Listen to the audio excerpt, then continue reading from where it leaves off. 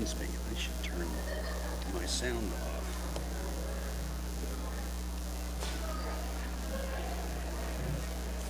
And we're right on time, and we have a quorum. Yeah, that's amazing. Maybe nothing else to do today.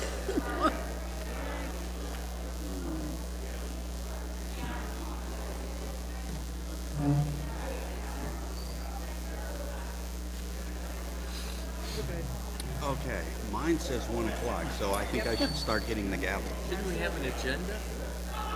It came in the mail. The microphone is right over there. Did? Yep. Okay. And I've But got I'm a turning copy the of it, which recorder I on can now. bring out. Oh, I didn't get one. They weren't here to hand out. Yeah. Are there agendas anywhere? Not that I know of, but Mitch or Lisa would know. Okay. Once. They're in the back, they can't hear it You once. hit it loud. They heard it.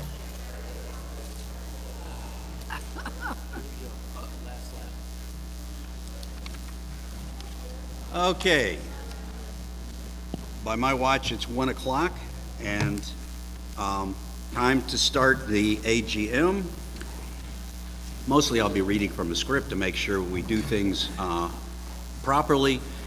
However, I would like to ask folks, please turn off your cell phones or silence them so that ringing, etc., doesn't disturb someone who is trying to speak. So here we go. Welcome to you all. Thank you for coming out on a beautiful, if very weathered, stressed day. The 2017 Annual General Meeting of the Sudden Valley Community Association will now come to order. I'm Larry Brown, President of the Board this year. Today, I'm serving as the AGM's presiding officer to follow the procedures that allow us as association members to do the work of the AGM. Beside me is Ann McCartney, our parliamentarian. Thank you for doing such a good job over the years, who will assist me with the procedures. Here on the podium with me are the following board of directors. Got Mike D'Angelo, Carol Holton, Leslie McRoberts, Eric Trower, David Narcico, and Sarah Holmstrom. I'd like also to introduce our management staff who should stand or at least raise your hand if you're here this afternoon. Mitch Waterman, Managing Director.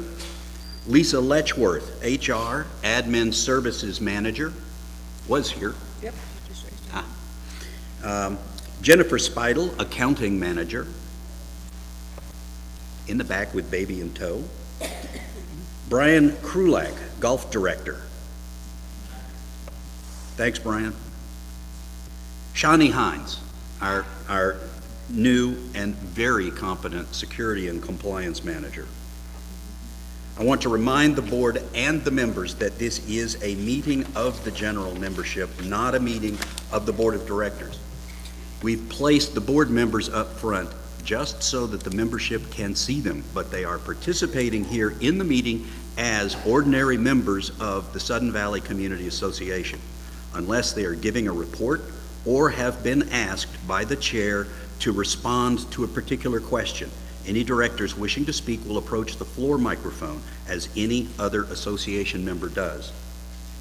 Vice President and Secretary Pro Tem Leslie McRoberts will certify the quorum. I'll move that over here. Thank you. As of 1 o'clock, there were more than 50 eligible members represented at the meeting in person or represented by mail-in ballot, and so this is a certified quorum. A quorum is present. The Vice President will also report on the proof of notice of annual meeting. The notice of the annual meeting addressed to all members at the address on record at the Association Administration Office was placed in the mail by the printer and delivered, and I have this, which was delivered to the Secretary, and the postmark is on September the 29th of 2017. And These copies remain unopened and received by the officers as proof of delivery. President Brown also has one. The minutes of the 2016 annual meeting were approved by the board acting as the minutes approval committee appointed by the board president. The minutes are available on the website. If a member believes that other corrections are necessary to that last AGM minutes document, this can be done now. Okay, seeing no one indicate, your president now appoints the board of directors to be the minutes approval committee for this annual meeting. And I'll just go ahead and explain that the draft minutes are reviewed at the next board meeting after the organizational meeting, and corrections are made if needed, and the minutes then approved as written or corrected and then posted on the website. The parliamentarian has suggested that, as usual, we review the rules of debate and time limits. The Vice President will read them. The following rules have been adopted as contained in our Parliamentary Authority Robert's Rules of Order newly revised and in state RCWs, with the exception of the speaker identification and speaking limits, which have been the traditional practice at our annual meetings. 1. The 11th edition of Robert's Rules of Order shall govern this meeting in all parliamentary situations that are not provided for in the laws or the charter, the bylaws, or the special rules of order. 2, in order to maintain decorum and in accordance with Robert's Rules of Order newly revised, members will address their remarks to the chair and to other members through the chair. Wait to be recognized before speaking. Maintain a courteous tone. Avoid interjecting a personal note into the debate. Refrain from attacking or questioning a member's motives. Generally avoid the use of members' names. For example, say, the member who spoke last. Refrain from disturbing the business of the assembly. 3, in order to maintain the chair's position of impartiality and to help to preserve an objective and impersonal approach, the chair will be addressed as Mr. President and will speak of himself in the third person. 4, members who want to speak will approach the microphone, wait to be acknowledged by the chair, and open by stating their name and membership identification, which is either lot division or street address. A member will be entitled to speak up to 2 times on any debatable issue, each time no longer than 3 minutes. The timekeeper will indicate when the time has expired. To speak a second time on the same issue, a member must wait until those who wish to speak on it for the first time have done so. Speaking for longer than 3 minutes or for a third time will require permission from the assembly. 6, debate must be germane to the motion or issue that is on the floor. 7, to maintain balance in the discussion, the chair may alternate between proponents and opponents of a motion. 8, no motion can be made or voted upon that is not so indicated in the notice of the meeting, and this is per our RCW 64.38.035. 9, unless the owners of a majority of the votes in the association reject the budget is ratified whether or not a quorum is present, and this is from RCW 64.38.025. And 10, during member questions and comments, the method of obtaining the floor and time limits specified in Rules 4 and 5 will be in effect. Thank you. Thank you.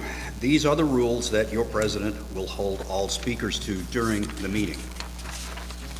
Our next 4 items of business include election of the Board of Directors, election of Nominations and Elections Committee members, election of ACC committee members, and new business considering the approval of 3 items: the 2018 budget, a special assessment to fully fund repair and major upkeep of roads for 10 years, and a special assessment to fund maintenance and operation for 5 years of parks, trails, and other common grounds, including general over 21 admission to the adult pool. If you have not already voted, please get your ballot handy so you can vote as we go through the items. The Nominations and Elections Committee will then collect the ballots after we have discussion on all the items. The next and first item is election of Board of Directors. The first item of business is the election of the Board of Directors. We have 5 director positions up for election, 3 positions for 3-year terms, and may I ask someone to remind me, we have 2 other positions. Are they They're for a one-year term. both for Yes. 1-year terms? Right. There are 12 candidates for these 5 positions, and the positions will be filled in order of length by the number of ballots cast. In other words, the highest voted candidates getting the longest term positions. The candidates in the order listed on the ballots are, and if you would, please stand if you are here, Cheryl Taylor, Leslie McRoberts, Eric Trower, Richard Watke, Sue Nuida, Alma Romick-Deckert, Mike D'Angelo, Odell DeVoe Jr., Sears Taylor, Vanessa Knutson-Dales, Cameron Stewart, Joshua Luttrell.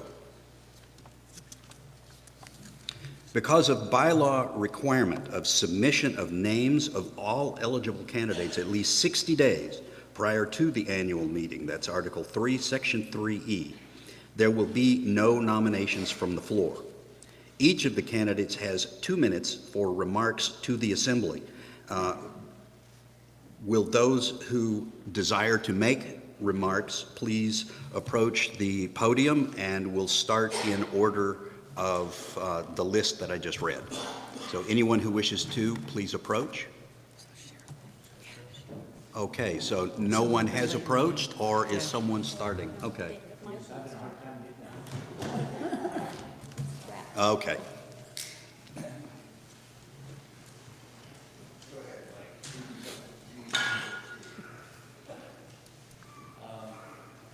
This could be the last time I stand before you and stand with you. I would like to say that the past 3 years working with the board has been some of the most difficult but truly wonderful years that I've had here in Sudden Valley. So I want to thank all those people on the board for all your hard work. When I ran the first time, there were 2 of us for 3 seats. If I voted for myself, I was in. It was pretty easy. Thankfully, now we have 12 candidates for 5 seats. For those people that have volunteered to turn their life upside down for the next 3 or 1 years, I applaud you.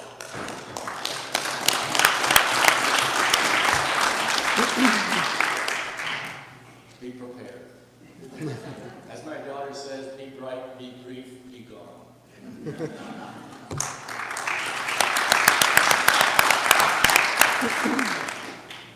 I'm Sears Taylor. I want to thank Mike D'Angelo for the work he did on the roads. I thought that was a brilliant presentation, even though the second time I saw it, you were on TV. This is my first time running. In fact, the only time I've really decided to get involved in Sudden Valley politics. I agree with Mr. D'Angelo that this is probably going to be a case of no good deed goes unpunished if I'm fortunate or unfortunate enough to be elected. However, I think it's critical for me to get involved and for the other people who are running to get involved to restore the trust in the voting process, the spending of money. And I think many of us have lost confidence in the way our money is being spent. It's not so much that people don't want to improve our community, hate the golf course, want to destroy things. It's a question of spending money and spending it wisely. This is why I'm running. One of my commitments is to looking at the staffing levels, which have ballooned up in the last 10 years. 10 years ago, 33%, or 1/3 of our budget was for staff. Now it's 50%.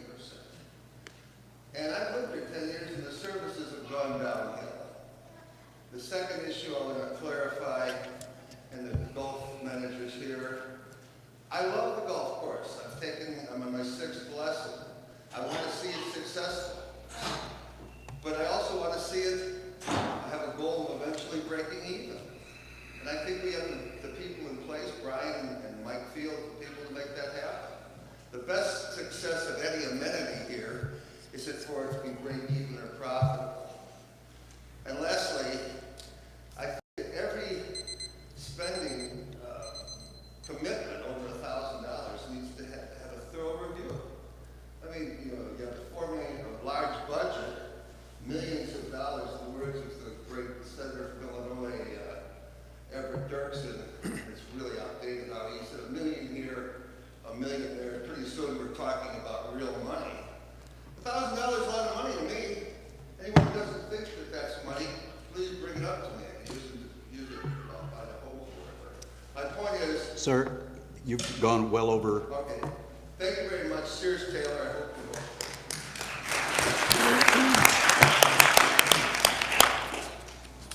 will. Okay, thank you all for standing for election. So at this time, please mark your ballots with your choices for the Board of Directors. No more than 5. No more than 5.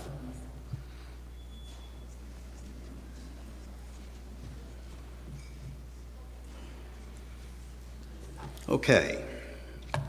Next item is election of N&E committee members. The text is, the next item of business is the election of the Nominations and Elections Committee. The committee is made of 5 members, and it is charged with soliciting nominations for candidates to serve on the association board and the Nomination and Elections Committee and the ACC. There are no candidates for the N&E committee this year. Thus, the committee members will remain on the committee, and they do have authority, as remaining on the committee, to appoint additional members to fill their entire committee.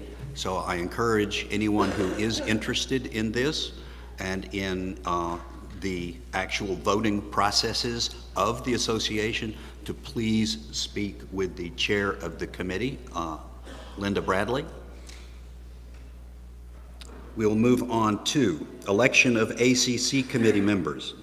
This is the second year only that the membership is electing the members of the ACC, Architectural Controls Committee. There are only 3 candidates for the 3 positions. So if those candidates are here, please stand. Bruce Arendt, Karen Borchert. Guess Karen's not here. And Carol Trower.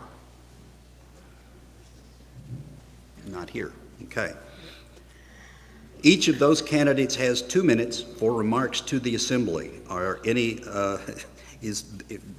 of the candidates who are here desiring to speak?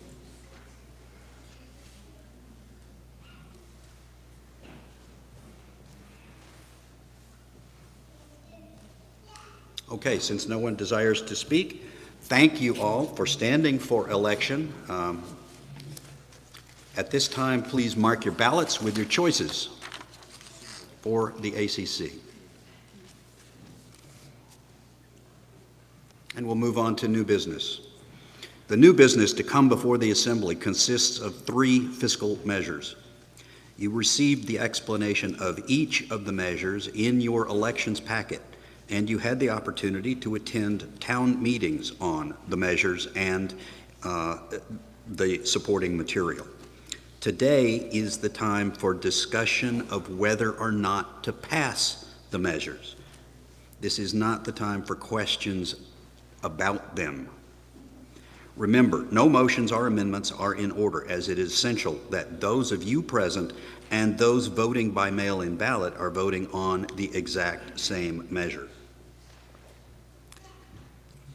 Okay, so at this time, I'd like to be handed a sheet with the measure, okay, and then I'll read from that. Measure 1. Shall the SVCA's 2017 annual consolidated budget of $5,476,923 be approved or rejected as fully set forth in the explanation and summary?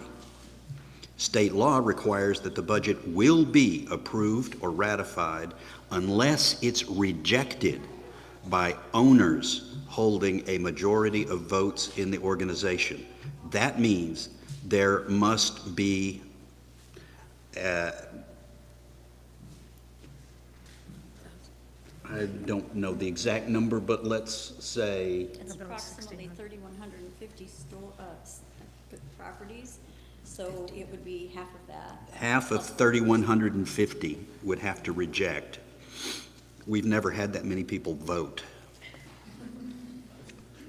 I think we may have been close, but. We may have gotten close, but we've never had that And many. they would all have to vote no. Okay. So, is there any discussion?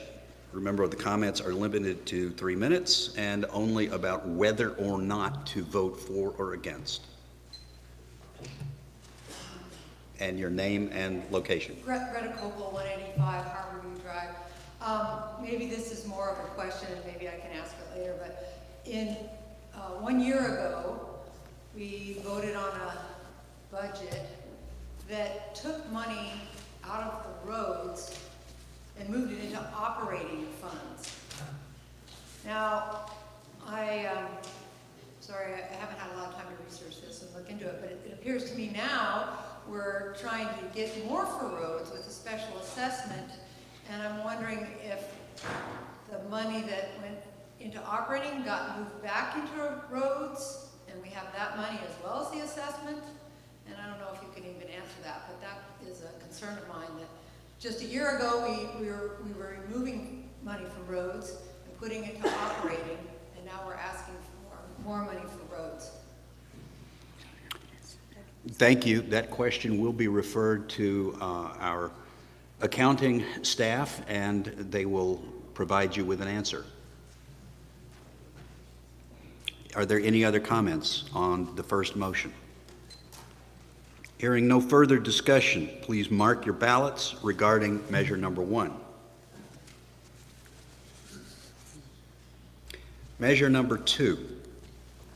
Shall SVCA impose a 10-year special assessment of $14 per month to fund major repair and replacement of roads?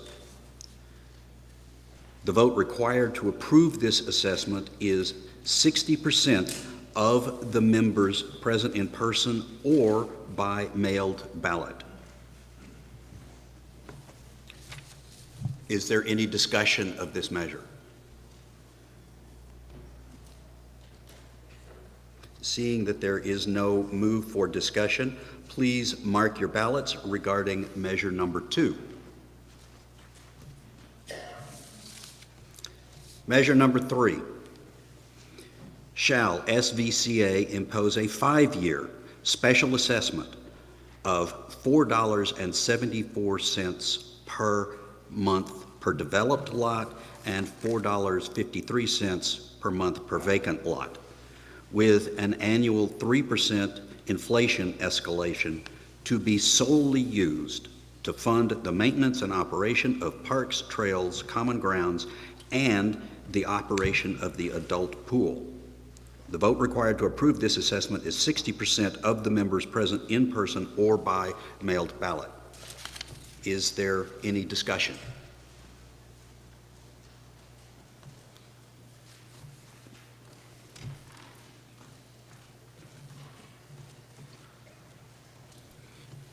Hello, Rob Gibbs, 14 Far Summit Place. Just a question, would any of these funds be available to improve the flotation of the dock at the launch ramp at the marina? No, sir. Is that, is the flotation of that dock maintained into the park Parks and Trails line item in the budget? I do not have the answer to that off the top of my head, and that will be provided to you by staff after the meeting. Thank you. Just a quick comment. That dock is very, very unstable as you walk out on it. And new member, but I'm hoping that we can improve that flotation because it's actually not very safe. Understood, and I will note only that in the general manager's report, you will probably hear something about work that is already being contracted or has actually been contracted to be performed next year in that general area. I do not know, and maybe the general manager will mention whether or not dock flotation is part of that work. I do not know. Wonderful, Larry. Just the last comment. Spent a lot of times working around marinas and in marine operations. Would love to help volunteer if needed. You're on.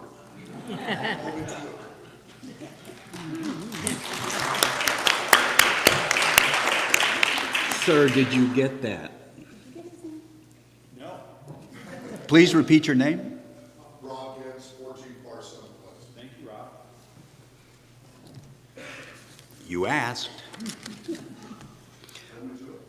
Okay, hearing no further discussion, please mark your ballots on measure number 3.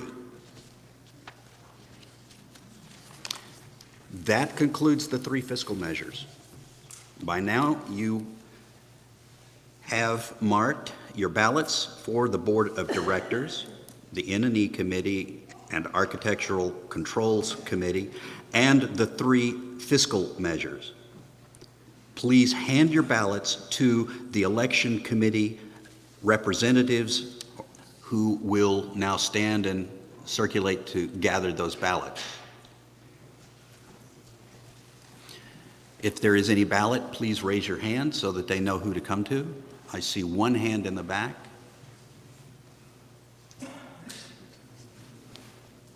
Far back corner over there. I see another hand raised.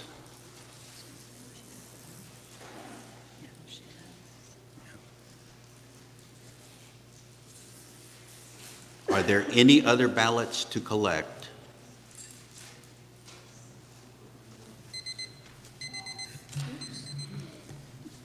Have all voted who wished to vote?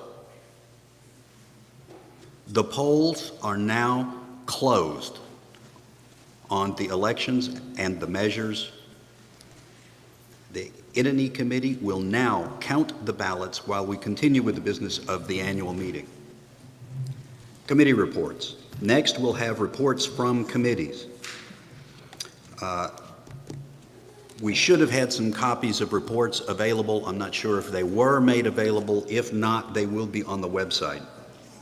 I've asked the chairs of the committees to highlight the committee accomplishments, not to read their document, and to answer any questions the audience may have. I'll ask the committee members to go ahead and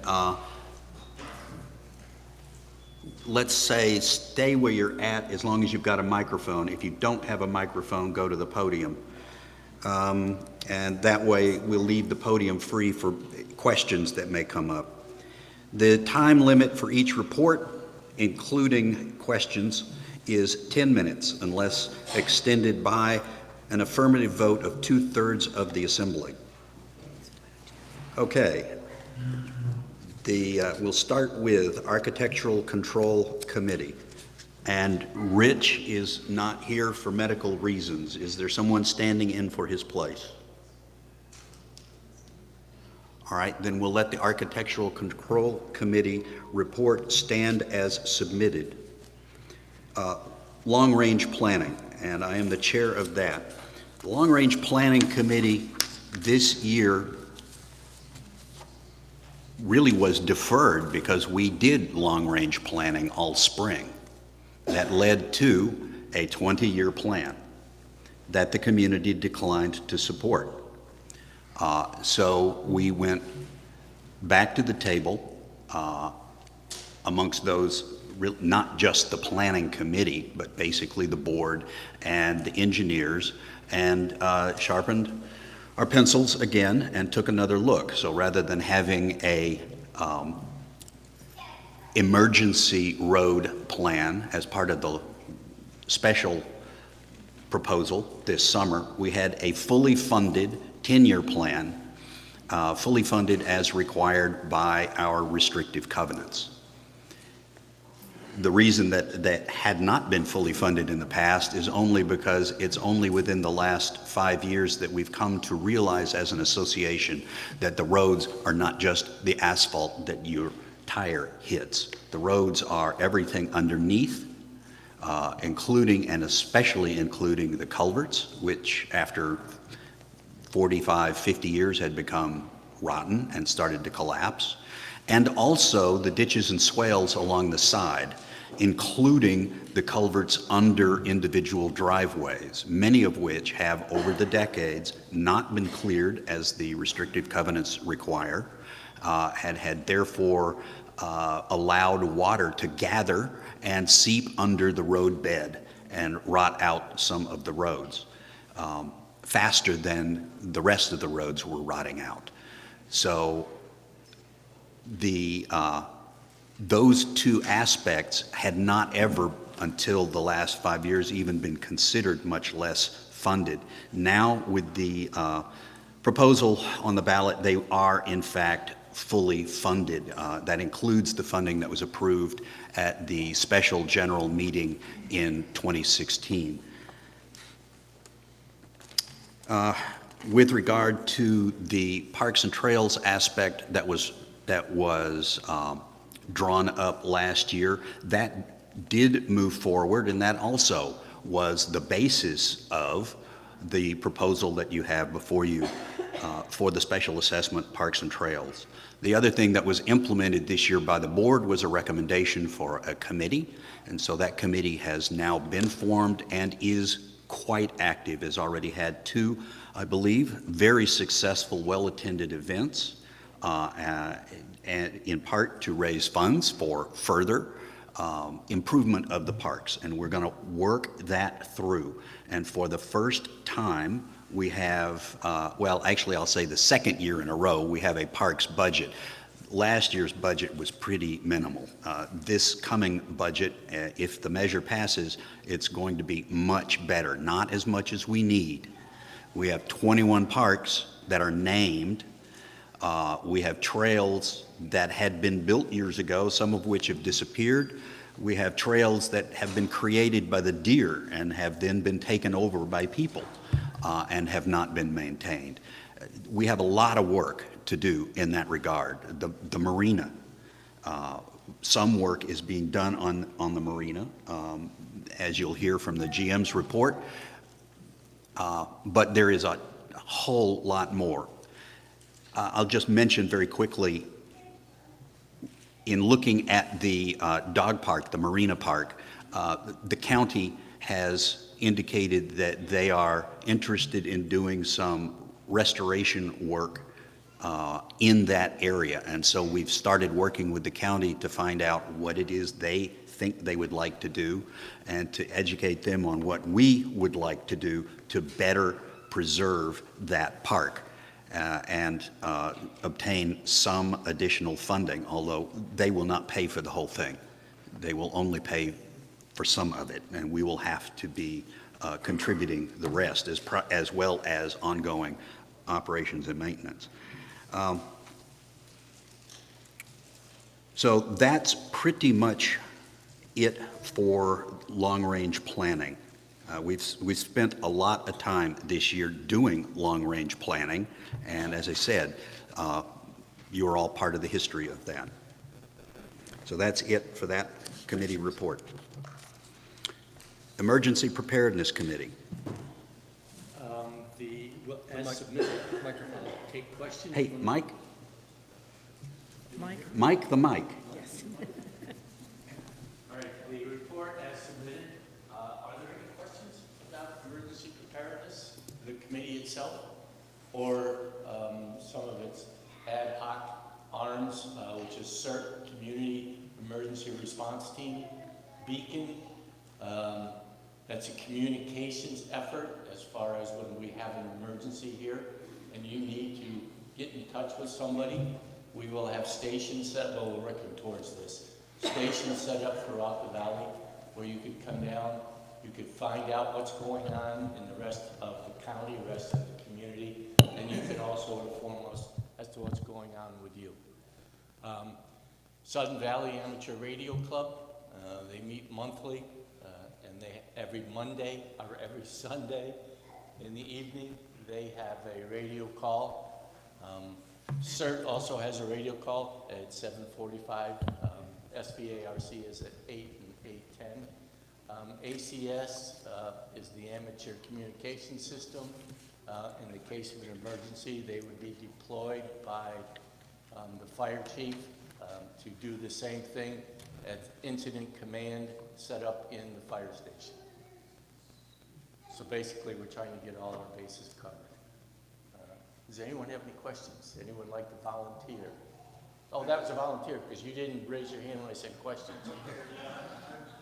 Sears, can you stand and go to the microphone so that our broadcast audience...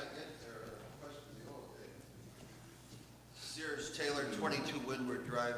Mike, does that concern shutting off your natural gas? I know in Bellingham, there's a part of the plan that you shut, each household shuts off their natural gas.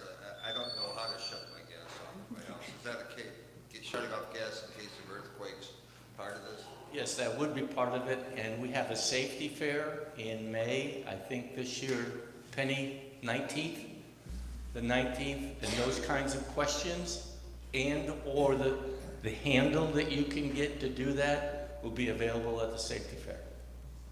Thank you. Good question. Yes. Oh, great.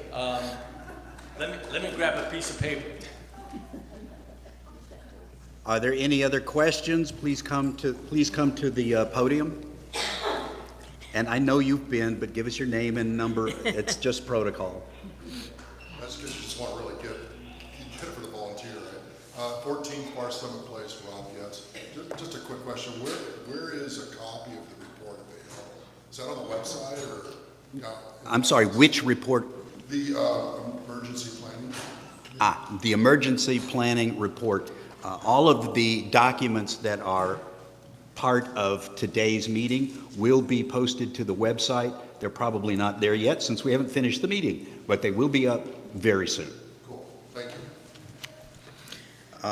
Okay. Unless there are any other questions for the Emergency Preparedness Committee, we'll now turn to the Communications Committee. This year, the Communication Committee did a lot of work to refine the process that we use to get information out to members. We automated a lot of it so that we could reach the largest number of members possible in the shortest amount of time. In doing so, we discontinued the Sudden Valley Community Association Facebook group and established the Sudden Valley Community Association Facebook page, which helped us automate the process to post announcements to the Facebook page within 15 minutes of a post being made to the website. Now, we also moved our eBlast account to another vendor which is free and allows us more frequent use of it. We can send out an eBlast every day if we really wanted to make you feel like we were spamming you. But that's certainly not our intent. And we've updated the event calendar tool on the website so that we can try and make it more mobile, user-friendly, and also work well with search engine optimization. We proposed a board policy which was adopted that allows board and committee meetings to be live streamed and retained on the internet, primarily on the Sudden Valley YouTube channel, using the appropriate equipment assigned to our committee. And we're using that here today. This black pole standing in the middle of the room here is the camera system, the entire camera system that's used to live stream the events.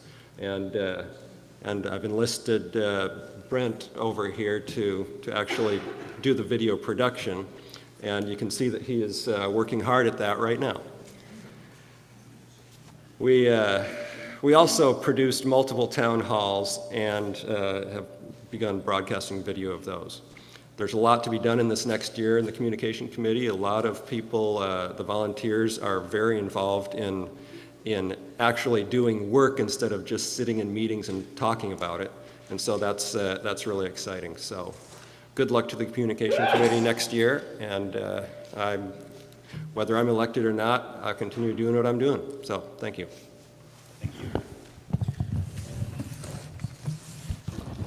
The next is the Document Review Committee. As chair of that, I'll speak. We did not produce a lot. We did work on the media broadcasting draft that was submitted to the board and then referred by the board to the DRC.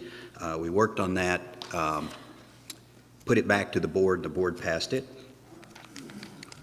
A lot of the work that we did this year involved looking at the bylaws and discussing several items. There were about half a dozen items that need some improvement. And there was agreement on the committee that they do need clarification or refinement, maybe some poor wording or maybe some unclear process. However, none of those were as urgent as, in the committee's opinion, as the need to have a simple ballot this year that focused on financial issues. So none of those is being presented. They are being deferred until next year. That's it. Thank you. Are there any questions? Okay, seeing no questions, the Finance Committee report will be given as part of the Treasurer's report, and of course, N&E is busy right now. Okay, now I'll make my report as the association president. I am not going to repeat the letter that I put in the packet for you. I'm not going to repeat the letters that I have published in the views. The packet, obviously, I had to draft that a long time ago. Not a whole lot has changed except this, in my opinion, looking back on what boards have accomplished in the 6 years that I've lived here. I can say that no, we haven't dramatically improved, but we have incrementally improved dramatically. And I say that not to make light of it. I remember what the golf ball netting used to look like. It's right outside this door. Ragged with holes in it. It wouldn't protect a squirrel, much less children playing in the play area. I remember what the play area looked like when I first moved here. And it's not perfect now, but it's at least 100% better than it was. Our roads, the worst has been repaired this year, and the rest is on schedule for next year.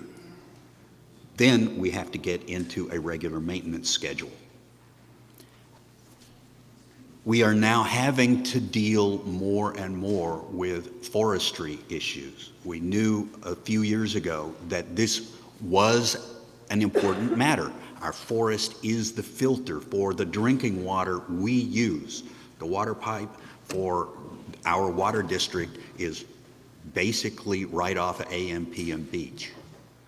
And our forests are the filter that helps us protect the lake, our drinking water, from Sudden Valley and from everything upstream of Sudden Valley. If you've never seen the map of the Austin Creek watershed, it's enormous.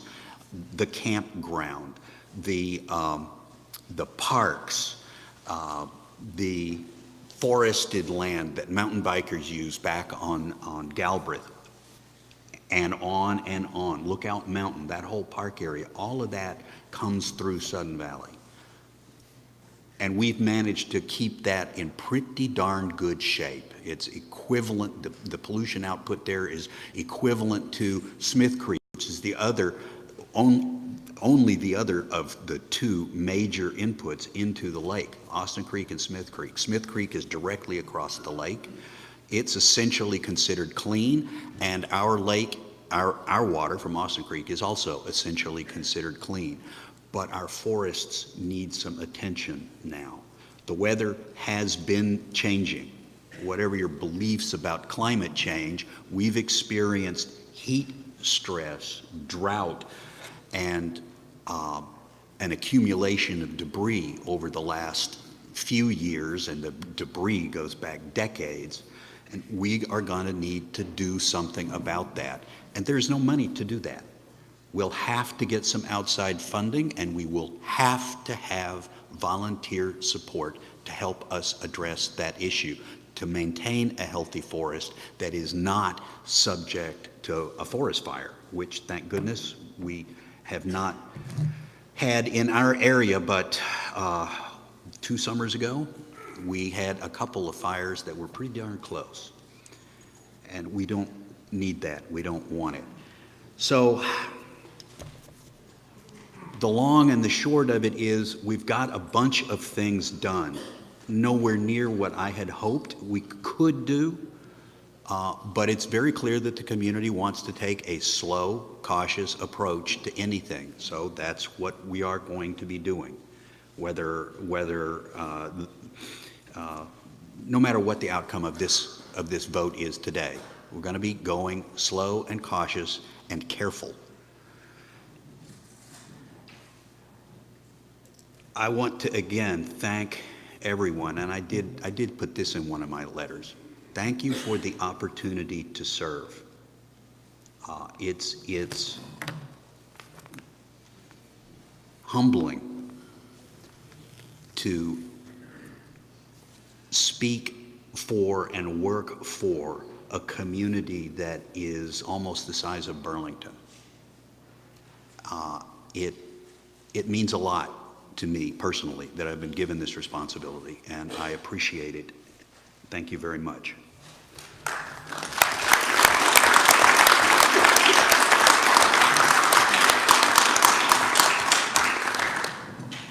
Our treasurer will now make her report. Carol. Hi.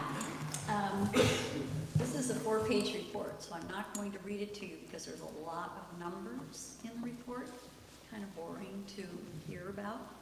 So if you are into numbers, I suggest that you check it online. It will be attached to our agenda for today's meeting, so that's where you will find it on our website.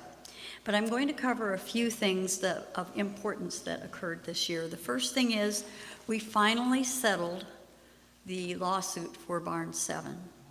And our total monies back that we received as a result of our lawsuit was $325,456.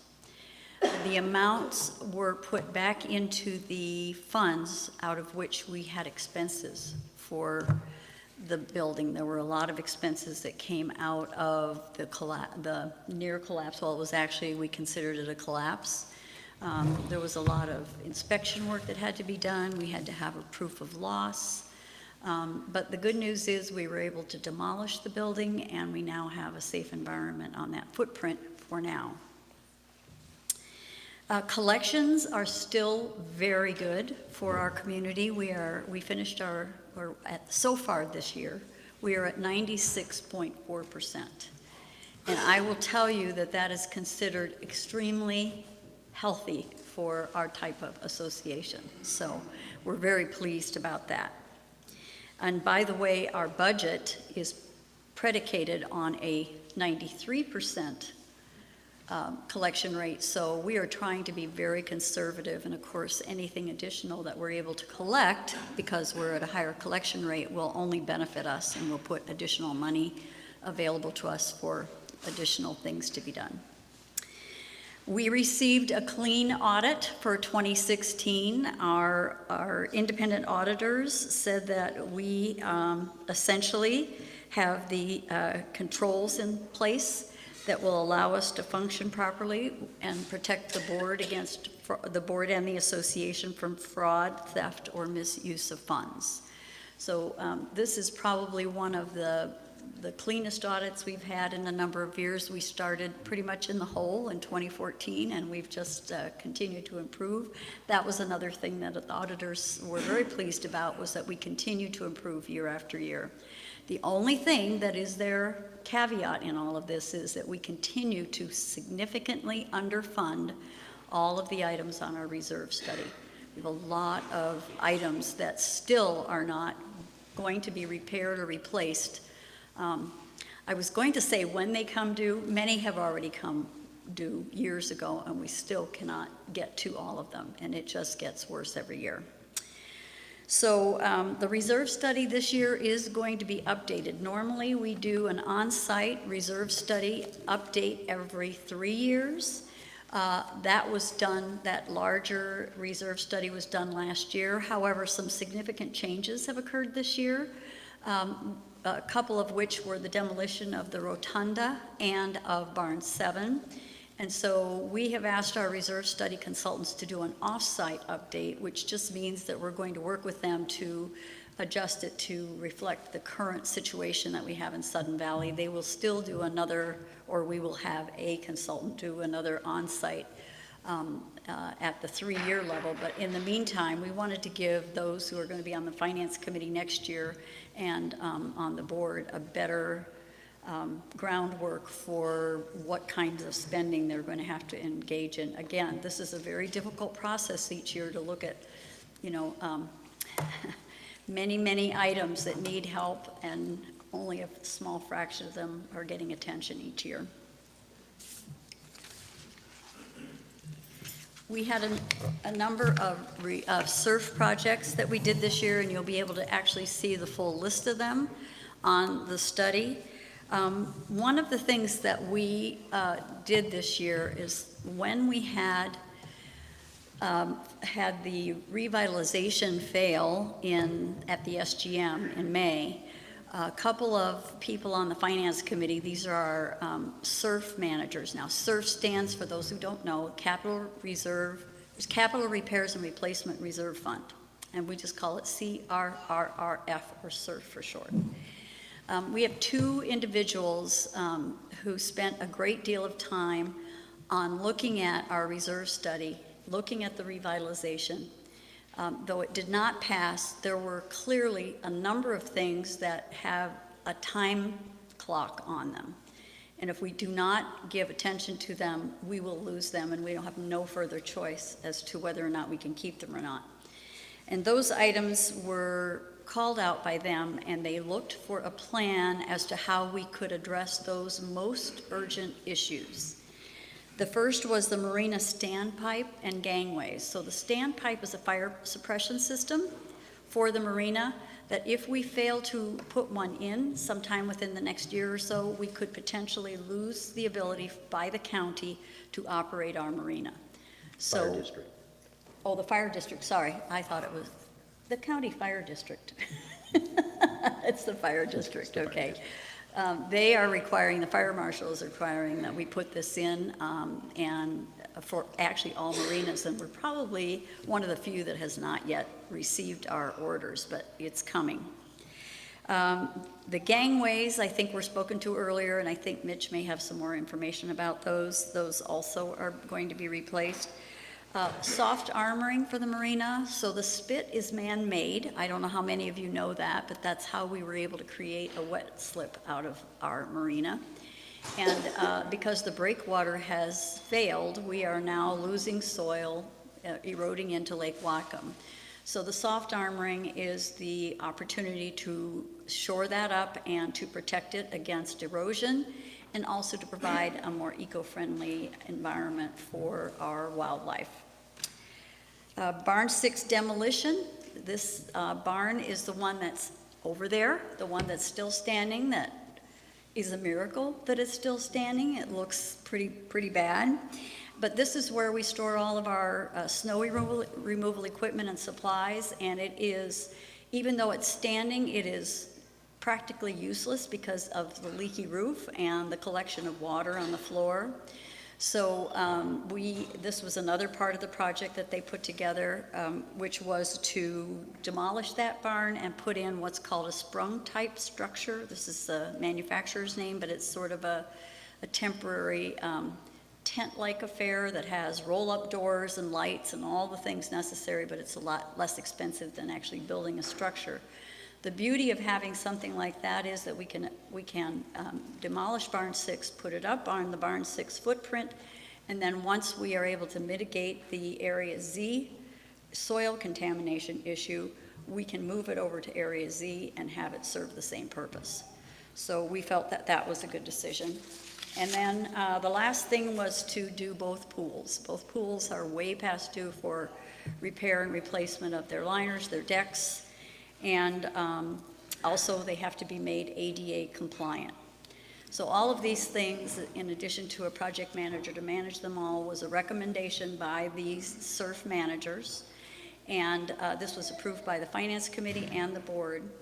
And part of the cost of doing all of these things will be funded by a $1.125 million loan, which will be paid back out of dues currently collected. So there is no dues increase as part of this. So the board has approved that and we have moved forward with it. As far as the roads project, we repaired all the roads that were in the worst condition this year. They are now ready to be microsurfaced for next year. I suspect that Mitch will have more to talk about that in his GM report. But the measure that we have set forth this year for roads is to not only do the microsurfacing this coming year, but also once again in 5 or 6 years, as well as to repair and replace culverts, roads, bridges, and a number of other things that we see coming forward. This was recommended or directed by a 10-year study that I don't want to say it took 10 years to do the study, but our engineering department did a study that showed us what is going to have to be replaced over the next 10 years. It's similar to the reserve study in the sense that it says, here's what you're going to have to spend. But our roads are probably the most critical thing for us, which is why we made this a measure this year. The other piece of this is that it's an assessment, therefore only the monies that are collected as the assessment can be spent on the road. In other words, can only be spent on the roads. Can't be spent anywhere else. And that's pretty much it.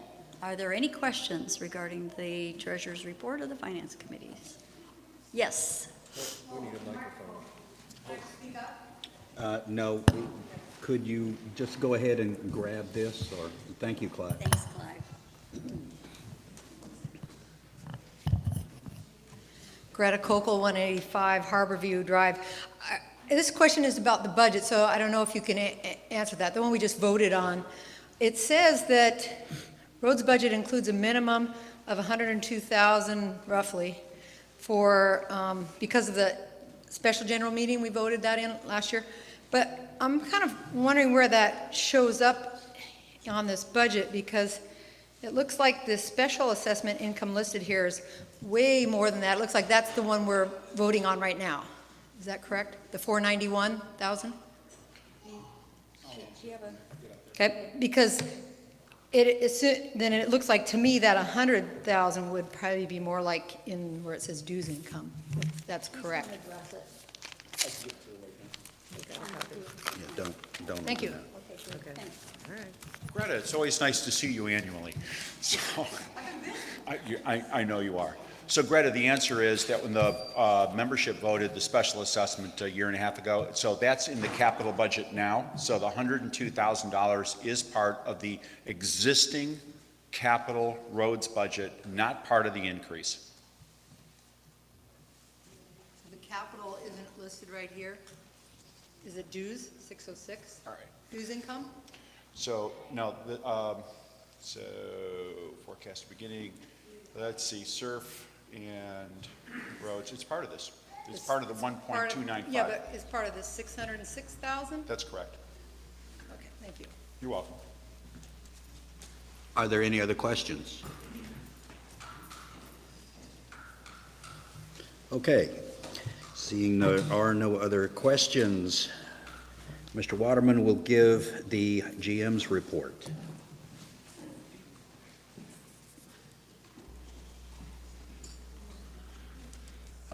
Anyone notice we had snow? So, winter is coming, as they say in one of my favorite shows. Winter is here. And it was not by accident that the roads were plowed. Road plowing is planned months in advance. And so in the back of the room is Jacob and Bruce and Shawnee. Three of you stand up. This is a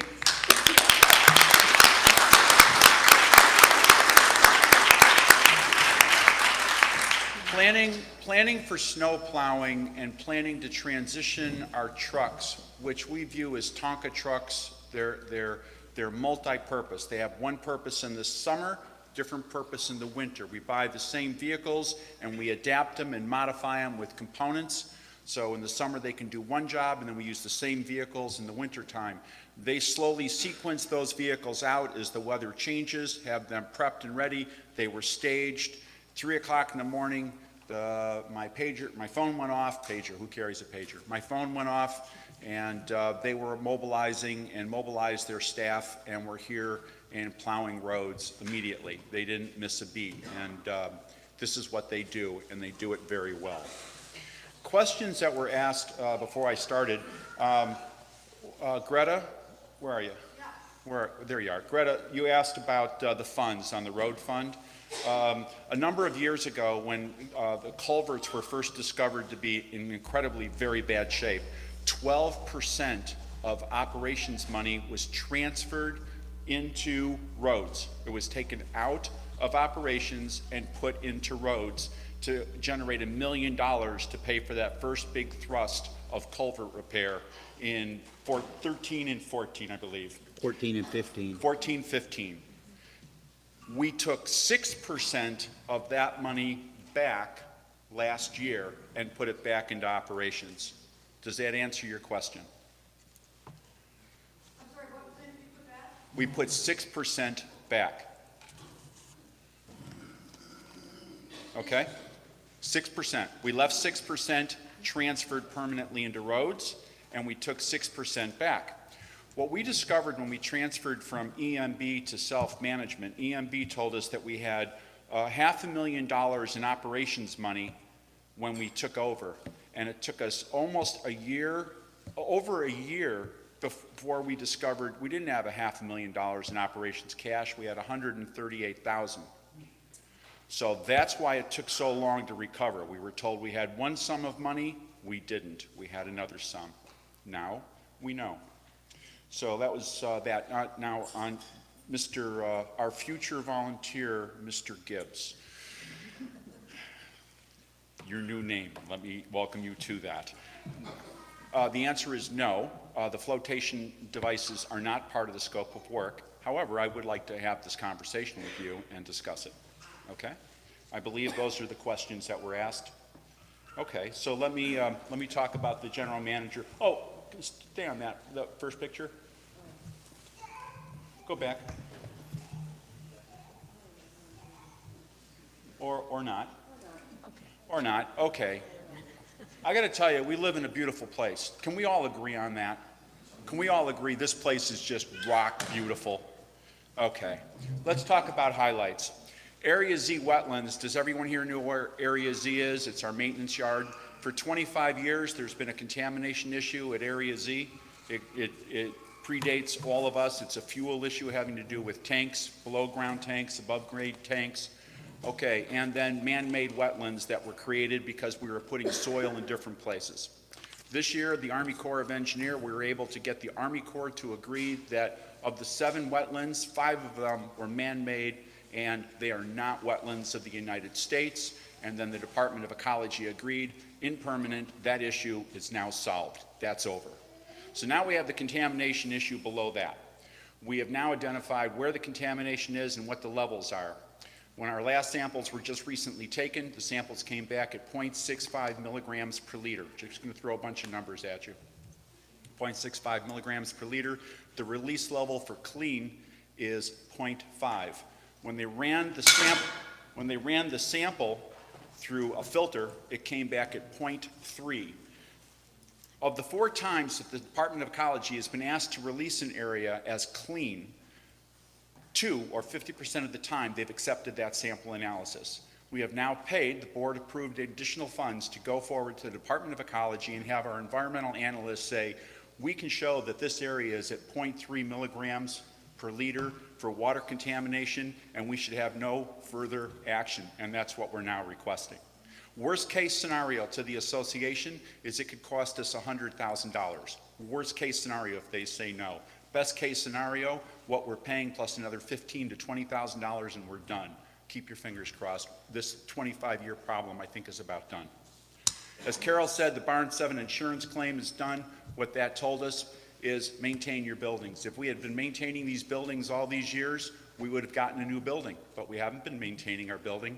Therefore, we ended up being upside down about $8,000 on what we spent versus what we got back. Barn 7 and the rotunda were removed. We eliminated 28% of our total square footage. Sounds like a lot, and it is actually. We were at 92,616 feet. Now we're at 66,751. If Barn 7 comes down, that's another 10,000 square feet. We'll put up a tent. We're slowly but surely eliminating all of our old, very expensive to maintain facilities. So we only have so much money to maintain.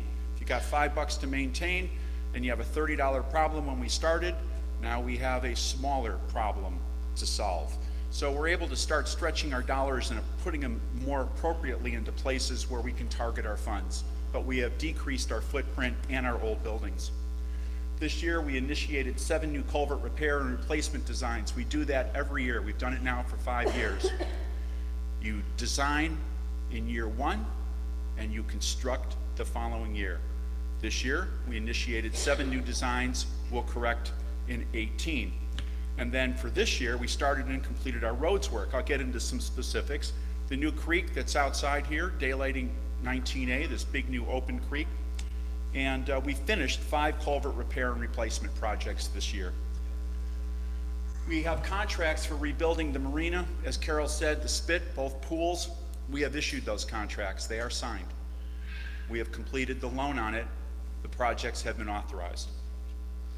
We have a focused vegetation control project that is initiated and completed in Gate 5 this year.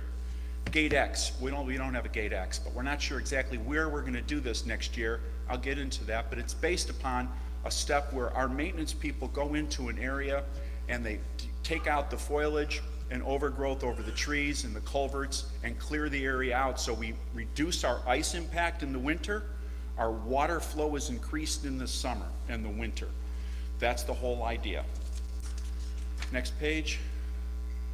We had, as you might have remember, we got an agreement with the county last year, an MOA for being able to go into construction on new starts. This has allowed us, Sudden Valley, the only organization in the entire watershed, to go straight into construction swiftly, faster than any other area in the entire watershed. In fact, we built a house here, and we said, do you need to buy a rainwater management system? And he said, no, I've got one. And when we got his plans, it had our plans in there. And we said, you can stop now until you give us $500. That's the fee for using it. And he did, because that's what we charge. And we're getting our money back on that system. Now, this thing has to evolve. And this year, the county updated our MOU with us to give assignment of responsibility to people who want to use Sudden Valley Common Space for drainage, and it's working out quite well. We provided comments in the Lake Whatcom Comprehensive Plan. We're looking for participation. That means also, in my language, they pop up some money, and we pop up some money, and we both get more work done. So we're working with the county to get some work done along the waterfront. Stormwater class, we did it again for the 3rd year in a row. Contractors keep coming, our real estate agents show up, more contractors are coming, and more contractors are showing up to do it. Here's an interesting one, the last item. Right before we were going to start our roads work this year, the county declined giving us our roads work permit.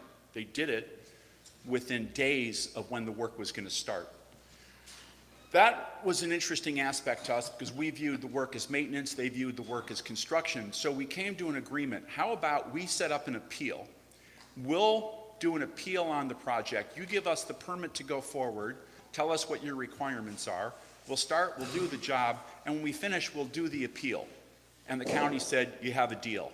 Now, why is that so important? Because we use Wilson Engineering as the county uses Wilson Engineering, and the county doesn't like to write new rules. It's a lot like a lot of regulators. They don't want to pass new laws. What they need are cases where they can have an interpretation put together. So the county uses us on our appeal to set up their interpretations, and we're going to do an appeal. We'll get the interpretation. It will go our way, and the county will now have a new way to approve road work. It's working with us. It's a good relationship, and it's making our work easier. Next. Let's talk about capital projects. The board approved a total of 39 projects, which includes projects from prior years, $4.271,886,000. In 17, projects closed $1,120,000, and we returned $199,191 back, unused cash, underruns, and contingency back to those capital accounts. Projects open include all the work that Carol, the treasurer, talked about. We expect to close another $941,301 in projects now, and another $41,000 going back to our capital accounts. And the big number here is how many projects did you overrun in the last year, and the number is 0. Let's go to the next one, please. We have an integrated plan. I think we've talked about roads many times in the last 2 years. The word revitalization might come up, things like that, but we have 40 miles of roads. We all know that. And our roads are ours to maintain. Now, the last capital project or roads plan we had was prepared in 2011. We've talked about it. It was for a 2011 to 2016 roads plan. Nothing happened on it, really. It was single focus for just roads. No work, no priorities were really performed.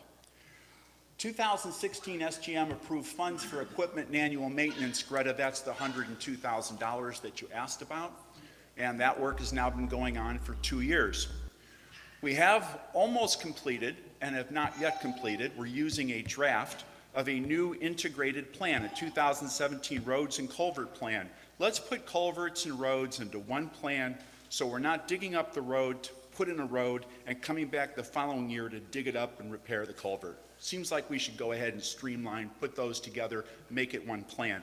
So we have a draft plan, and we've used that draft plan to put together our roads work for 2017. Next. So in 2017, the work scope was pulled from that draft integrated road culvert plan. Now, although Pug Edmonds doesn't live here anymore, he was the guru for roads in Sudden Valley. Pugster was fabulous, a PhD economist. He understood our roads really, really well. He is modifying and updating this as a final parting gift to us and sending it back to me now. And he's doing it based on the actual costs of what we did this year. God love him. So we approved road projects budgets this year, total of $477,364, and we're year to date, we're at $474,560.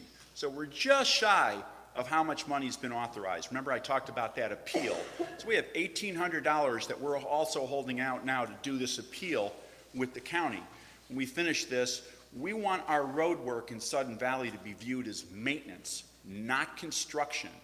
Because if we have to do maintenance, the permitting process is less cost, it's faster, and it's quicker, and it's not as detailed as a new construction project. And I believe that we're going to win this. Well, I'm pretty positive. I'd put at least a quarter on it. We're talking a big better here. May to July specifications, bid, award, bond. It was competitively bid. Lots of bidders. Started 15 August, completed 30 September. Originally, we knew we were going to do Morning Glory. We knew we were going to do Sudden Valley Drive, Gate 9, Tumbling Waters, Sunflower Circle. We had to pull out sections of road, completely mill it out and repave it or grind it out down to clay and replace it. The roads report in the last 2 years is very clearly, we've told everybody, we've got 6% of our roads that are in really bad shape. You're looking at a lot of that 6% right up here. And then you might, as you're driving down the road, see what looks like someone drizzled tar on the roads. It's called crack sealing, keeping the water out from that road so it doesn't penetrate the road and break it out. So they had to crack seal, and then we also did a lot of potholing. We did the worst of the worst. Yes, there are still some potholes in Sudden Valley. There will always be some potholes in Sudden Valley. I'd like to say there's not, but there are some. Mostly they're DLAMs, which are repaired swiftly with microseal. We paid for our construction management, our permits, our taxes, and then we saw where we were at as the work was going forward, and I got permission, and we added in Harborview because we had enough money in the project. We went ahead and did the Harborview Road, added that in, and with contingency, we did a couple more speed bumps. That's where we're at on our 2017 road work. Next, please. That's gonna be finished next year then? Now, Greta, that depends on how you voted, doesn't it? So, when you say that's done, I mean, Harborview obviously wasn't able to finish, so that's. Well, we did the worst section on Harborview that had failed. All right, we cut it out, took it down to clay, put a whole new road section in, and it's patched and it's in very good shape. Now, the next step would be for us, if we pass the next measure today, would be microsealing. And if not, then we'll work with the board that's in power at that time and put together another plan for how we're going to go after it. Let's talk about our administrative staff. These people get a lot of work going through the day. If you don't see this, Andrea, who sits at our front desk, our member services, we keep track. Lisa Letchworth, who's our HR person, also her supervisor, keeps track of all the work that the staff does. And to the T, she can tell you and describe 26,544 member interactions that Andrea had during the course of the year. And it's broken down by till transactions, incoming calls, window visits. I think she's Shiva. She's like this 8-armed person that is constantly in motion. Our staff retention is outstanding. It's at 100%. Our human resources, our employment security payroll tax predicted at 1.17. It's half the expected amount. Also, we are winning our L&I and unemployment complaints. We have no unemployment complaints this year, but we've had them from past years. And because of Lisa's ability and her knowledge in HR, we have won every one of these claims. And so our costs for our taxes continue to go down for operating our office because of the way that we're managing our staff and our injury rates and our safety. Lisa, Jennifer, and I sat for our test, and we're now CMCA, Certified Manager Community Association. We've passed all that, and we're doing some upgrades on our computer system, going from thin clients to standalone computers. Next, please. Last year, you approved a position, so I just want to highlight this position. This is Jessica. She's not here today. We called her the ACC coordinator. The community gave us funds to retain her. Now, in 2017, to give you an idea of what Jessica does, she had 16 new home starts. Well, she didn't, but we did. But through her desk, we did 16 new home starts, 12 new construction completions. She orchestrates the transition of materials and information between members, the committees, the construction advocate, who's a contractor to us and costs us nothing, the county, and the builder.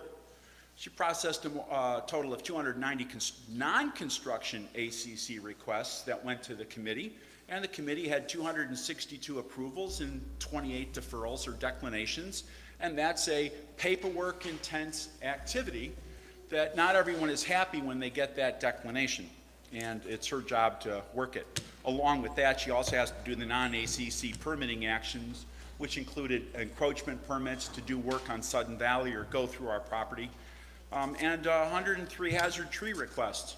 Now, those are really challenging. You could throw $1 million, $2 million at our hazardous tree problem, and you won't touch the problem. Did anyone notice that we have a lot of trees? Okay. It's a lot. So we rank them, we prioritize them, we keep track of them. Where are they? What shape are they in? And we monitor them, some of them monthly, some of them quarterly. We tried this year to take the worst of the worst that are ranked 8 and above, and we got permission to go have them cut out and destroyed. Little did we know we were going to run into a problem that there is a bat habitat area in Gate 3. You didn't know? They don't call me either. And we didn't know how to mitigate the bat problem. And then we ran out of good weather. And so now we're trying to figure out how are we going to work the environmental issue to address mitigation of loss of habitat for a specific type and species of bat so we can take out these trees. This was a challenge we hadn't run into before, so next year we'll be telling you all about how we have bat solutions. Next, please. Our maintenance staff, I think they keep our valley very functional. Their main goal, preemptive culvert and vegetation work, it's a high priority. 2018 vegetation control will be selected based on where we have our problems this year. Now, in the last couple of years, as we have used this new machine to clear out culverts, we've had less and less flooding. Anyone have bad flooding in your area this year, last year? Because if you do, we want to know it. But our flooding problems have decreased because of the use of this machine. And so we target where we're going to do our maintenance next year based on where we have the biggest impact to the community this winter. We did add a maintenance worker per the agreement last year, and Clean Green. Well, it had ups and downs. We had 284 customers that went to Area Z over 13 different weekend events, and it cost us $6,000 in payroll. And we collected and spent more than $4,900 for our big garbage dumpsters. All right, and that really, and we collected a small cost from people, but it cost us $28 per visitor, and that's not a really good return. Now, the service of letting people bring all of their shrubs in is a really good service, and we want to continue doing it. Next year, we might go to monthly so that we cut down on our manpower, but still open Area Z to have people come in and drop off their trimmings. And lastly, Firewise, 70 residents signed up for chipping and shredding at their homes. We went to their homes and did it, and that worked out well. Next, let's talk about accounting department. I've heard so much about accounting this year. This is what our accounting department is like. You know that we have 3,145 members. Yep, 3,971 golf accounts, marina accounts, advertising accounts, Area Z accounts, boat storage accounts. On the average, 195 invoices, 250 expense ledger codes, 384 active vendors, invoices. We manage a rotating average of 55 payment plans, people who we have contacted, we're working with. We want to treat them with respect. We want to be able to reconnect with them. Getting the money is not as important as getting them back into a working relationship with the association. That's the goal, which is why I believe our collections rate is gone higher and higher and higher and stayed there. It's not just go get the bucks. We have some people in our community who just can't afford it, and we know it, and we work with them, and then we work with everyone. So bank reconciliation. So let's talk about this. So what's our status? Financially, really, what's our status? Here's our status, please. Next. Really, this is our status. As Carol, the treasurer, pointed out, we had 2 audits. They confirmed Sudden Valley's cash and financial controls are functioning properly, protecting us from fraud, theft, misuse of funds. We had a very, very, very clean audit. Our financial performance exceeded expectations as compared to spending plans in 16 and year to date. In 2016, our operations approved spending plan said we're going to come in $16,576 in the red. That was the approved spending plan. But our actual, we came in $66,162 in the black. we did $82,738 better than what the spending plan approved. We are on track to beat that this year. In fact, we're on track this year to have net positive assets at the end of the year. And Sudden Valley hasn't had net positive assets in our memory. All right, that is a stellar activity. So I understand people are concerned about how we manage our money. I think your money is being managed very, very well. Dues collections rate, 96.4, not, is it 96.4? Yeah. What do you think the bank said when they heard our collections rate was that high? They called us, they said, you're lying. I said, no, actually we're not. And they said, you want to make a loan? Next, please.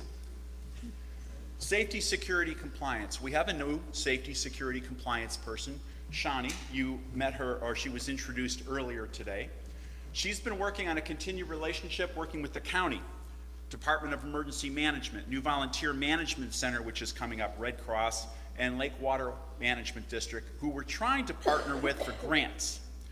Now, compliance program has been approved. It's scheduled and non-scheduled work. I'm going to let her work with you through the views. This is where someone calls up and has a complaint. That's non-scheduled. But she also has scheduled compliance tours. I think that it's going to be a very good tool for the community.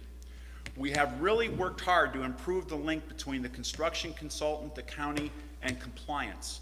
So our construction coordinator who advocates for builders, interacting with compliance, who interacts with ACC, who we interact with the county, trying to make sure that they really up front know these are the requirements to do work in Sudden Valley.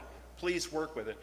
And this year we found, I don't know who here heard the story, that we found someone who had completely stripped their entire property of all their trees before they had permission to do any work. Anyone? There's Bruce. Anyone else? How much was the fine that we settled on? $25,000. And I'm willing to bet that this person's going to pay, because if they don't pay by a certain time, it goes back to $46,000. So this was a record fine. And I would say that the board of directors took this very, very seriously. And the county did too, because when we picked up the phone and called the county, they were stunned, and we met there at the same exact time and worked together on it. Continuous process improvement. I know we want to increase the speed of calls with security when you call. And again, this year there will be December package delivery. So we will have a security car following very close behind FedEx, UPS, and all the delivery trucks. At first they wouldn't tell us last year what their schedule was. They said, we can't tell you our schedule. That's not good security for us. And then after about a week, they called ahead and said, hey, this is the gate I'm coming into, and this is what time I'm going to arrive. Why don't you come over here, meet me? And the security car just follows real close behind them, because they want to stop anyone from tailgating the package delivery truck so they can see where the packages are dropped off. And that worked out very, very well. We had no thefts here. Now, Glen Haven, not so much, but we didn't. And we're going to do that again this year. Next. I'm not going to go through incident by type, but I will put this report on the web. You can look at where we how we track what type of incident, and also by location. It's a very interesting map. It helps you really understand what's going on, what's keeping our security people hopping during the day. They're very busy folks. Next. Let's talk golf. Bellingham Alive magazine has best course in Whatcom County, Sudden Valley. Our physical landscape in this course is stellar, and the volunteers that are working on that course have really continued to bust their butt and make that place look great.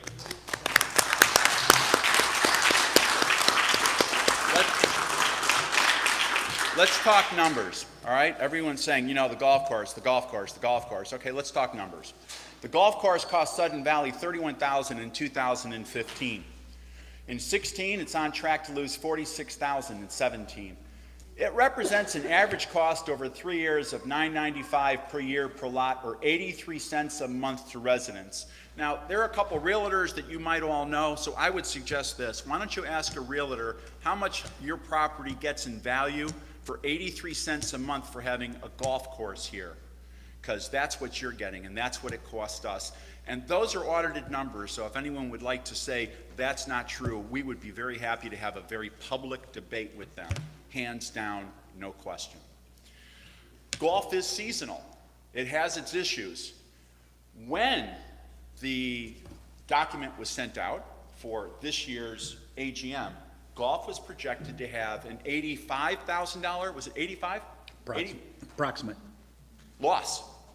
Okay, well, we had quite the season. After a horrible winter and spring, we were 20,000 behind year to date, but as of right now, we're 15,000 ahead, a $35,000 positive swing in 4 months. It is seasonal, but we do have the best golf course in Whatcom County. Membership and revenue count increased 9% and 28% respectively in 16. Social membership increased from 5. This is Brian Krulak's doing. Social membership, he came up with a new plan and he increased the category from 5 and 16 to 131 members in 2017. Golf, everyone says, is a declining sport. He raised his membership from 5 in that category to 131. That, Brian, was a stellar action, and I want to thank you.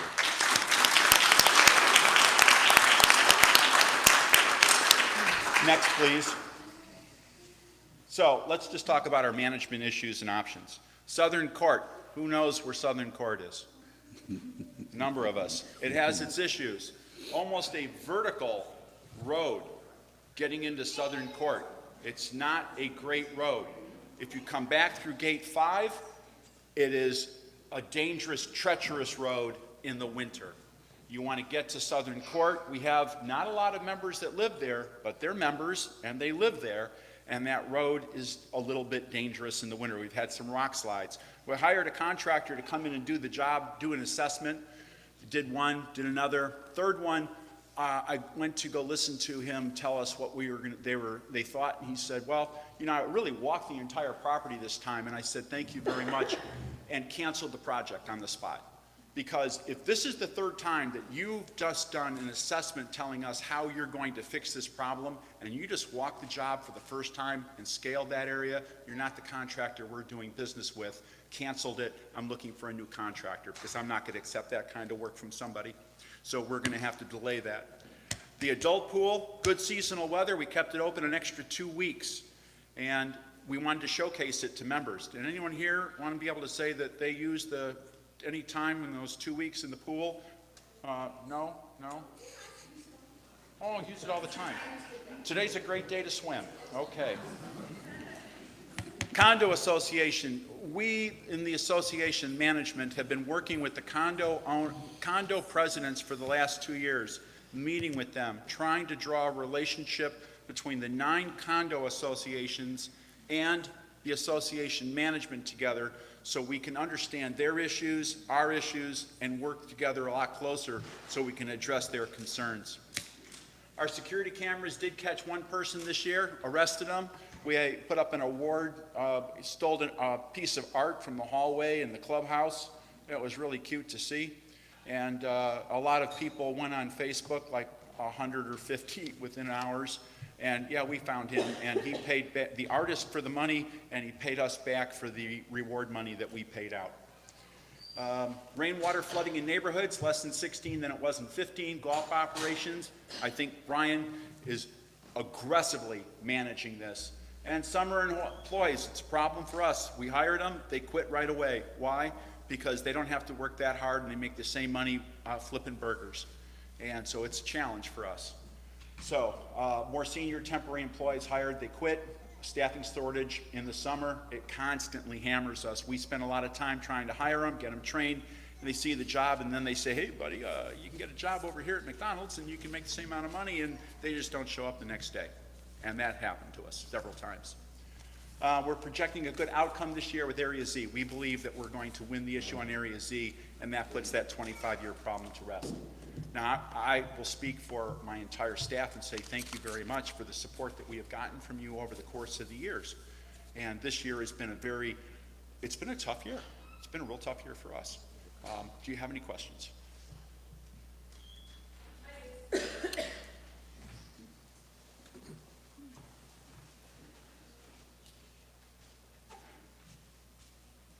Hi, I'm Nancy, Lot 9, Summerbell. I want to apologize for him saying that I clear-cut a lot that I did not do, and I did not settle on a $25,000 fine.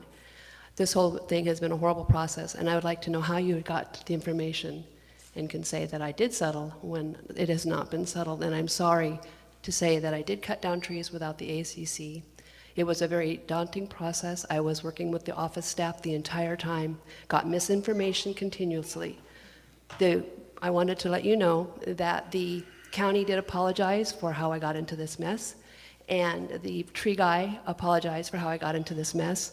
I apologized for how I got in this mess, but Sudden Valley and the staff has yet to apologize or take any advantage or any accounting for what they did that got me into this mess. If you would like to know more, I just wanted to give a little bit of how you just threw me under the bus there and how you've held me out as a scapegoat as you guys are holding up without even getting all the information. A 10-minute process is not enough to get all the information. Madam, So I just no wanted one to say, pointed you out by how name. can anybody who goes through a process in Please. the office staff and at the board levels, how can anybody get the information they need so that nobody else falls into the same problem that I have fallen into, and we will have continual construction and have good things happen out here so that we can all work together? That's my question. How can we do that? I'll answer it. But we don't agree. The fine was assessed. I didn't mention any names. I didn't mention an address. The fine was assessed, and the fine has a date on it, and went through an appeal, and then went through a whole board appeal. And And that's all that needs to be said about that. that's what I think I need to say. I'll simply say this, that it's the first time that we've encountered anything like it. That's what I can say. Any other questions that I can help anyone with? Greta, I'm stunned. I'm shocked. Really, truly, I didn't want to disappoint you. I'm here for you. Greta Kokel, 185 Harborview Drive. So I just want to preface this with, I support that we have a golf course here, but I don't agree with your representation of the numbers you threw out there, because I don't think they include all the capital money that we put into the golf course and all the mowers we buy and fixing the cart paths and making a new bridge and all that stuff. So I just want to say, those numbers were probably right based on operations. You are correct. The numbers are based on operations. As a nonprofit and a non-cap organization, we can have a lot of other discussions about the value of depreciation on our equipment. And I'll be happy to have that conversation and invite anyone who would like to sit down and go through numbers. We're comfortable with that. Anything else? Thank you, everyone. Thank you very much.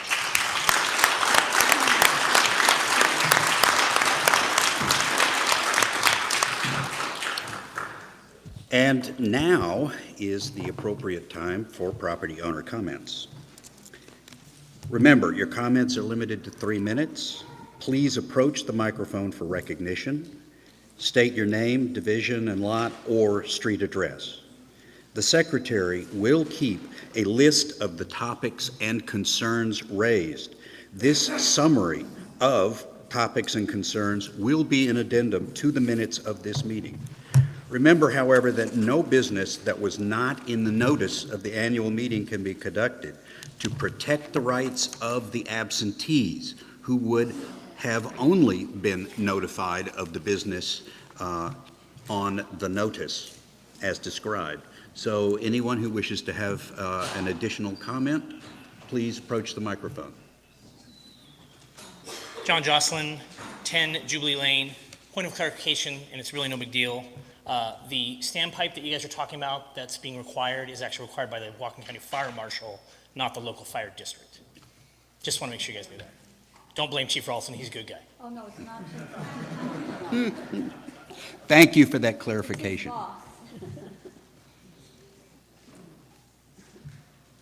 Hi again, Nancy from 9 Somerville.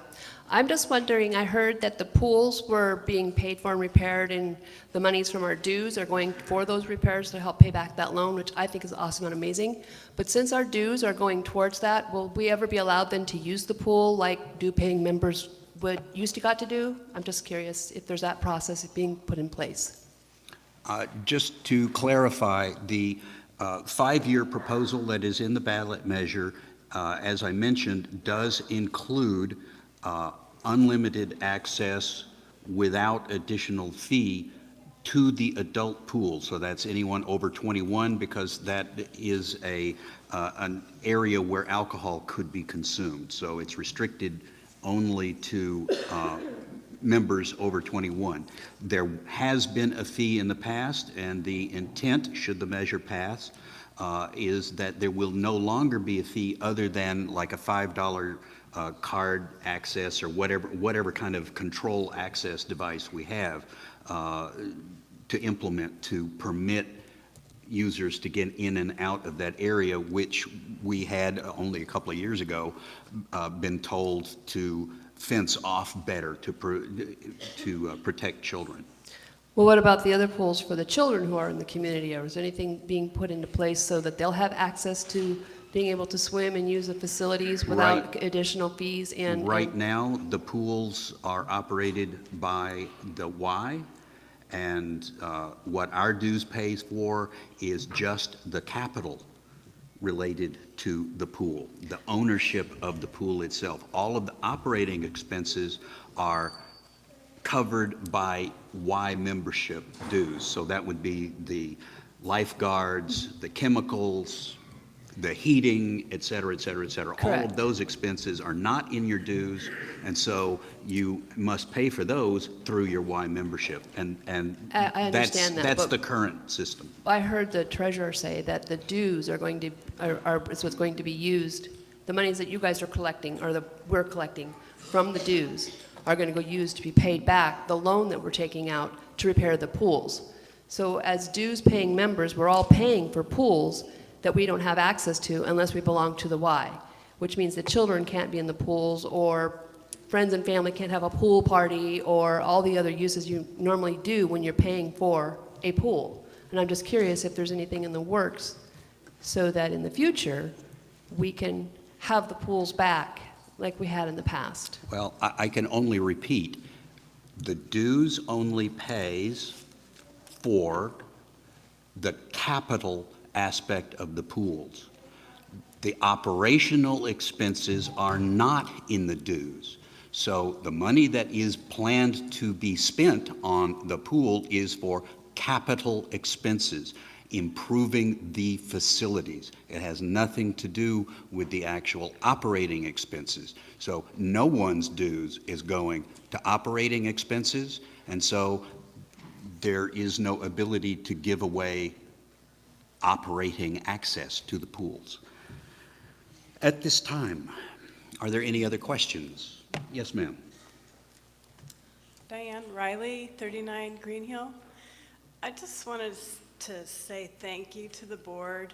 I know it's so many hours and commitment and thankless sometimes, so I just wanted to acknowledge all the work you guys do, and thank you.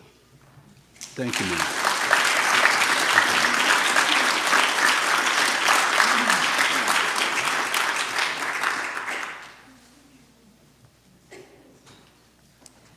Ann Mosnes, 34 Rocky Ridge Drive. I do want to thank the community for participating in the volunteer-led Firewise program. We had over 225 people who put extensive piles of branches out in some of the areas.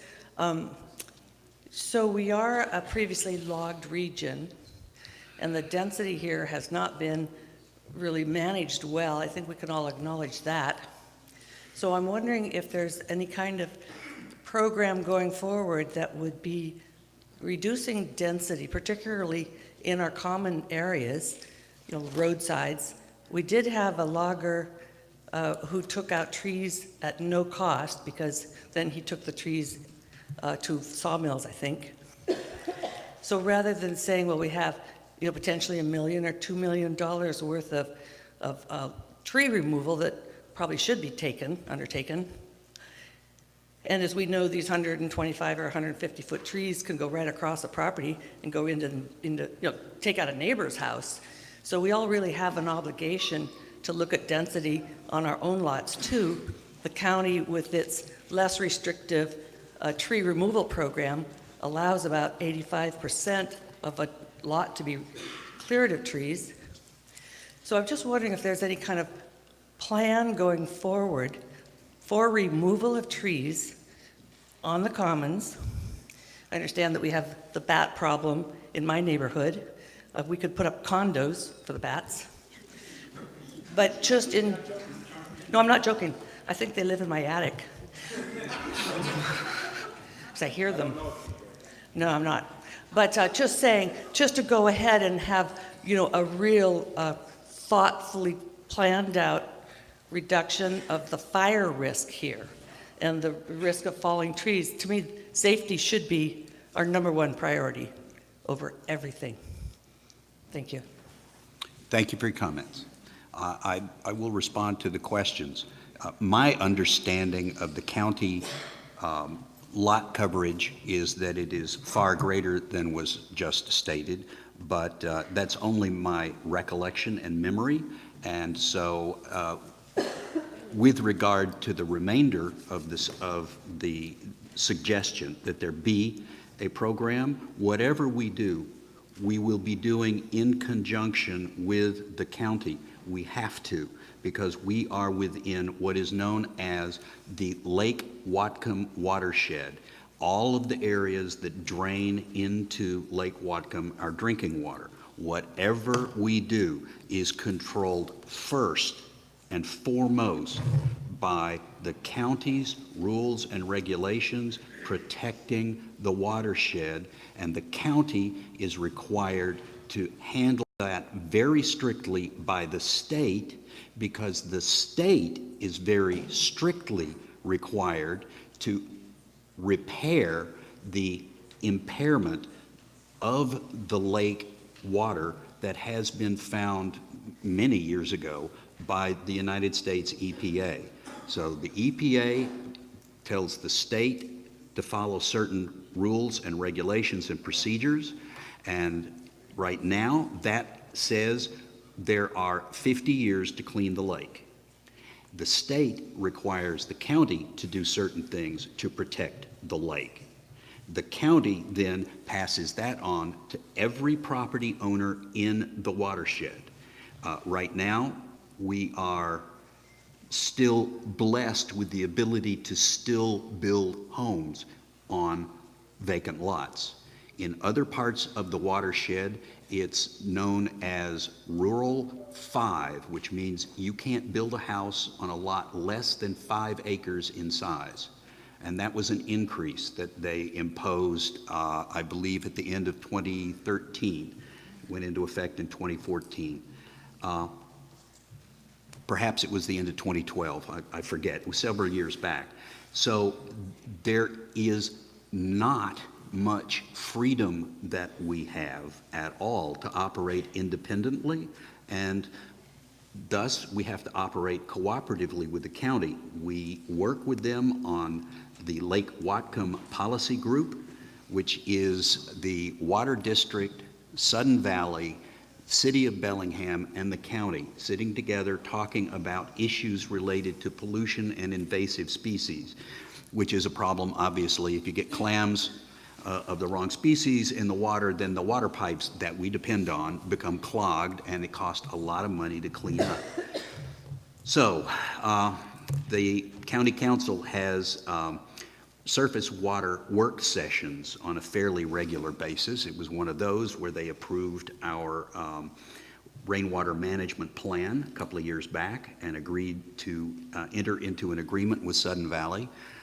So we have an ongoing working relationship with all of the appropriate entities inside the county, and we will maintain that to the best of our ability, to the extent that the community is willing to support those kinds of efforts. I can only say that we, again, and I repeat just to close out, we are not free to act independently. Thank you. Now, may I clarify what the county planning department's regulations are? On a 6,000 square foot lot, 5,000 square feet of trees can be removed if it's necessary for building of a home. So that translates to maybe, what, 16.5% of the trees need to be left on the lot. That's canopy coverage. And in some instances, as I understand, talking with planning department people and county council members, if there's good coverage, say you're on a green belt, you know, if there's good canopy coverage near your home, some of these lots really have dangerous trees. They're extremely sloped. We're not going to require people to keep dangerous trees on their lots, nor is the county planning department going to require that. So we really have replanting plans, and in this mature forest, that may be what we have to do, is remove the tallest trees that pose risk and replant. So the county council and the planning department and ecology are cognizant of the fact that we live in an area that was called by one county council member a public health risk. Thank you. Thank you. I will only say that your concerns are noted. This will be an ongoing issue for many decades to come, and we will be working with the county and educating them as to our restrictive covenants, and they will be educating us as to what we will have to do and be allowed to do. Thank you.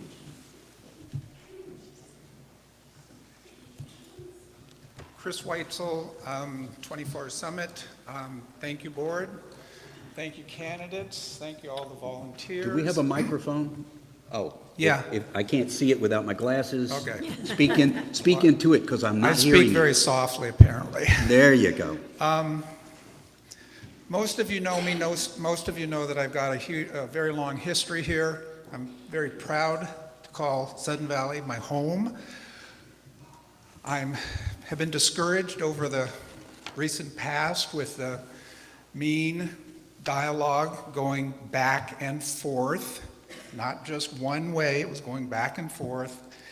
And I hope and pray that as we move forward today and get a same board, new board, whatever, that we take the high road and put our community first. The damage that is done in the public eye is beyond your imagination when it comes to the bickering in this community. And I'm not going to go into that very far. I don't want to be misquoted. But to say that our internal dirty laundry harms us is a fact. So the important thing is we're going to have a vote today. We're going to have an outcome. Accept it. Don't fight it. Support it. Next year, we'll try. Whoever doesn't get what they want can try again. But don't damage us in the process of you getting what you personally want over what this community needs. We need healing. You can't heal when you're fighting, okay? If you've done something wrong, apologize, move on. People will accept it. Volunteerism, fabulous, it's picking up already. I think that there's unlimited good things to say about Sudden Valley. Try it, you know? Tell people how much you like it. Look at the friends. Look at the things that people will do. I got people that stop by my 89-year-old stepmom and bring her food from Bellingham. Not because I said, hey, stop by and bring my mom food. They do these things. They do a lot of things. Remember that. Remember that you're great people, you're all different, and I apologize if I've talked too long, but I'm just proud. Thank you very much.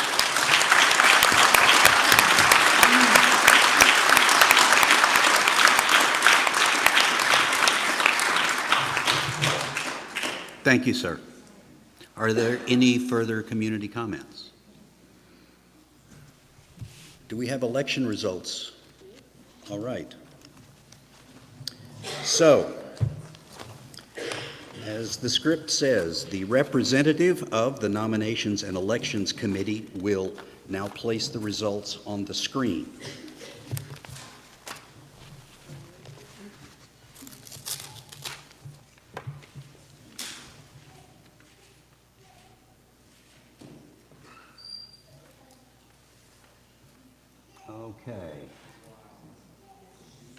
So, Microphone.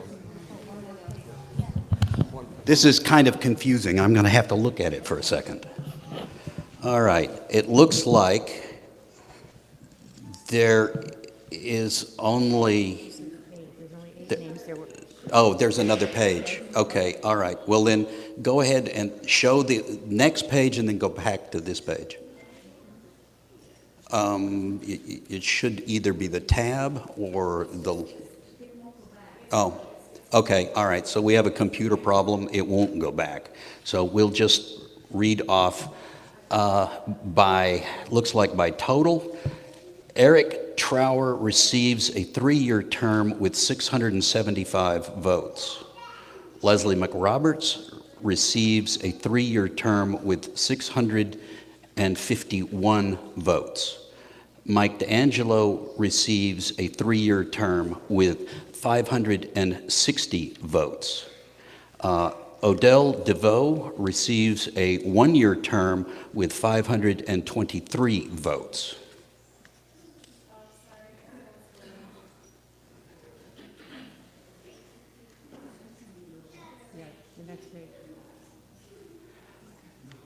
And Vanessa Knutson-Dales receives a 1-year term with 547 votes.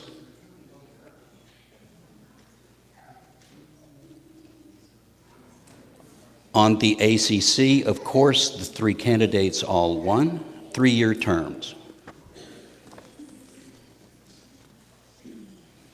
Measure number 1, of course, is approved.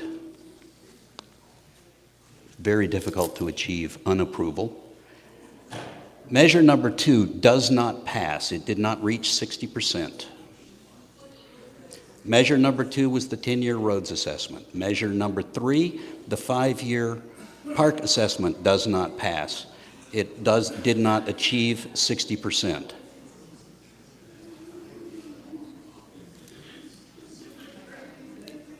We had 1,256 mail-in ballots, 45 in person. It says 0 floor votes, but I believe we had 1. Oh, that counts as in person, I've been told. And there were only 16 budget-only ballots from members not in good standing.